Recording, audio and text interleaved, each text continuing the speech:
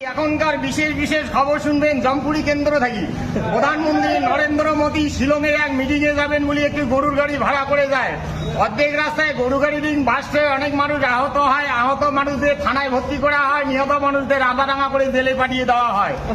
একটি দুঃখজনক ঘটনা, ঠাকুরপাট ফরেস্টে একটু বুড়া গরু মারা যাওয়ার ফলে অনেক সিআরপি তদন্ত চলতেছে, এখন পর্যন্ত বুড়া গরুটাকে পাওয়া হয় নাই।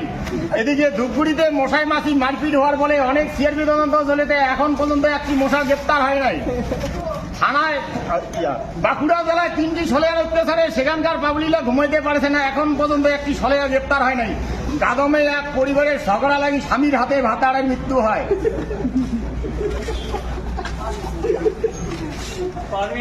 একটু বিরোধী, তারপরে আবার খবর ফিরে আসছে।